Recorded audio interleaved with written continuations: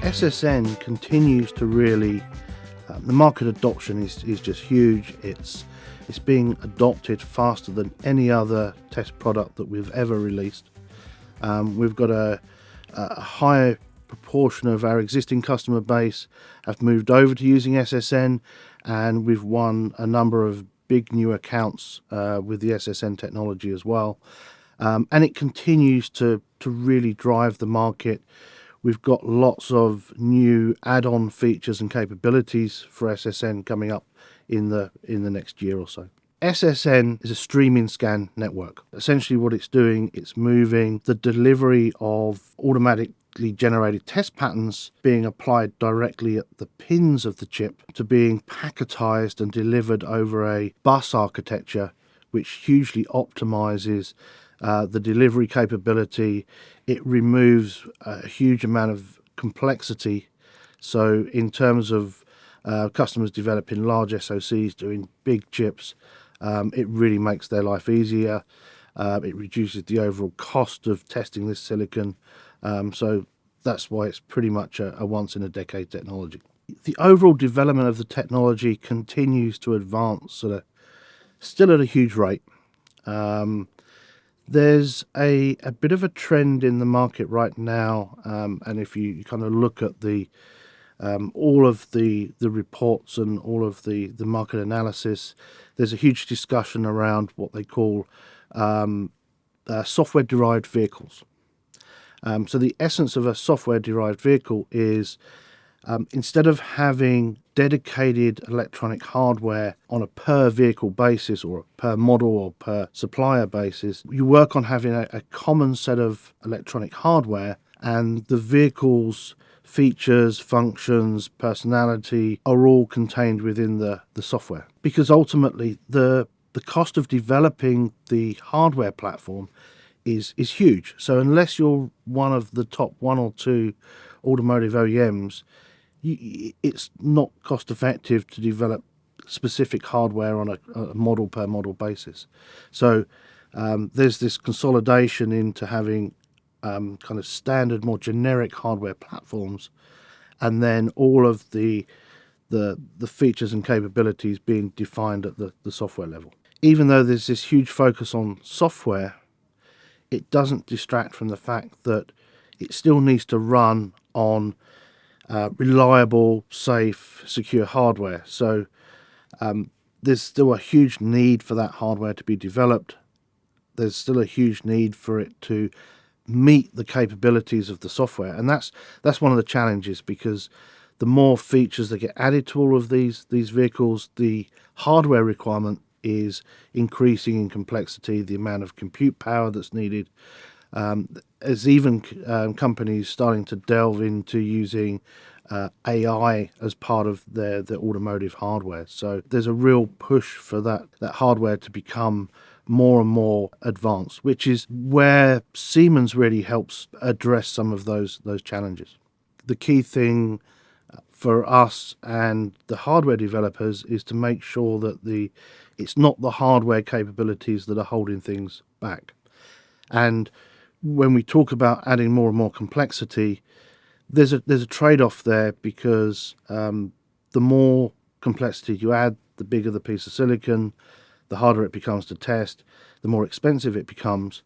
And another big trend we're seeing in the industry now is moving towards what we call multi-die chips. So instead of just having one piece of silicon within the plastic package, we're adding multiple pieces of silicon, and that's one of the ways that the industry is able to scale that level of complexity in a cost-effective way. So we're seeing, like I say, alongside this push towards software-defined vehicles, we're also seeing hardware being developed with multi-die chips. So some of the standards have been around for a while now. So the safety standards are around, kind of coming up for 10 years. The newer standards around security have really started to spike an interest and spike a requirement from our customers. So in the past, our customer base really, they knew they had to address security, but there was not too much guidance on exactly what they needed to do and how to do it. with the new security standards that are evolving, there's a renewed interest in that, and at least some direction, which is really good. So I think security in terms of standardization is still a number of years behind safety. So I think we've got a way to go, but we're definitely seeing things moving in the right direction. Security is huge, and I think the attackers are finding new ways to attack the vehicles and the systems on a daily basis. And the added complexity of that is now everything is connected. Certainly from a test perspective, which is our focus, in the past you could test a piece of silicon and you could physically disable all of the pins and connectivity that would do the test. You could actually physically cut those wires, and that was a pretty good level of security.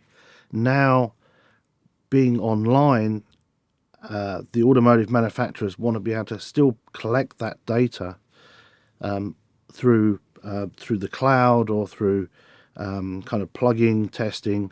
So the ability to extract that data from the chips is still required, so we can no longer isolate that data from the real world. So with that, we have to put in place other measures to make sure that that data is secured and only accessible by the right people. It used to be just one direction. So you used to be able to just extract data from the vehicle. Now you're able to do updates. So you can upload data to the vehicle. So now there's the potential that an attacker that can get access to the system to download the data has now got the capability to upload new data, which could be, as you say, detrimental to the operation and the safety of the actual vehicle itself. So we have to be able to protect against that to make sure that any data being sent to the vehicle is of a secure nature, it's coming from a secure source, and that it's not going to impact the overall operation.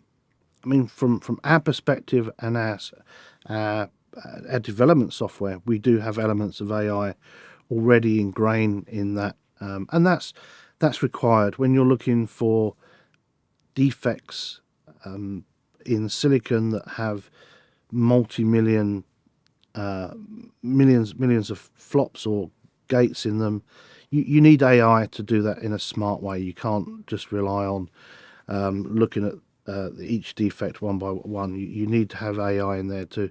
Otherwise, you would wait for months and months and months to get the results. So, and the same thing's happening with the vehicle. So they're using AI to effectively improve the overall performance and the response and those type of things. But it does ultimately make things harder to test because there's no longer an exact profile. Each profile is going to be different based on how the AI is behaving and what's going on. If you look at how some of the bad actors are behaving, that's why security becomes even more important with AI, because, for example, if you have an autonomous driving car that is constantly learning, if a malicious attacker starts to feed incorrect data and enough of that incorrect data into that autonomous system, then it can, at a very extreme case, convince the vehicle that it needs to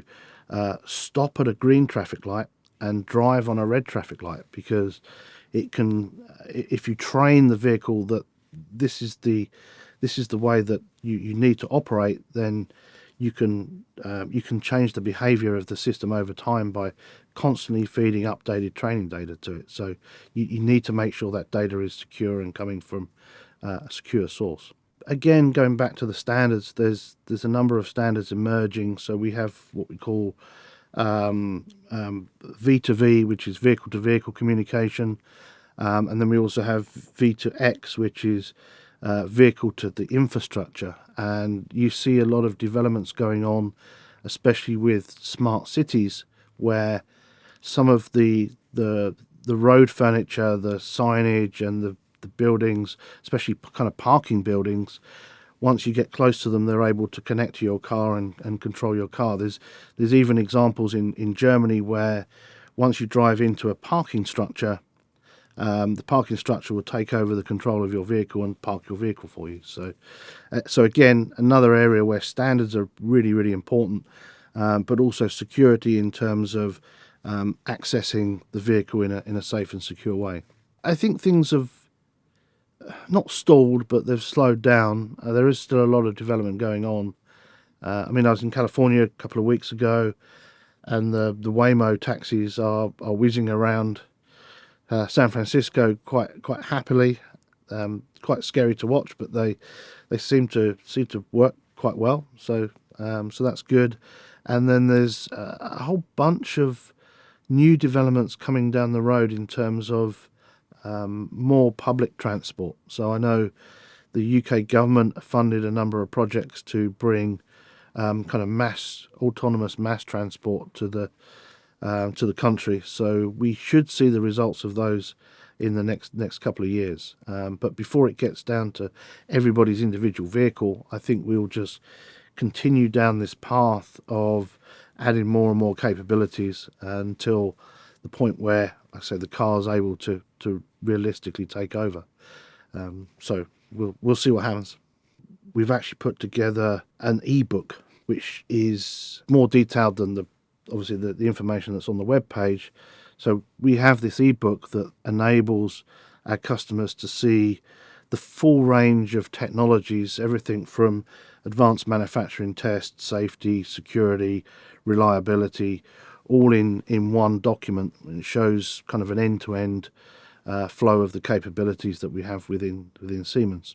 In terms of educating our customers, we've started to host dedicated automotive technology days. We've got one coming up September in Munich. It's a whole day dedicated to semiconductor automotive technology. So really giving customers a complete view of the technologies that Siemens have.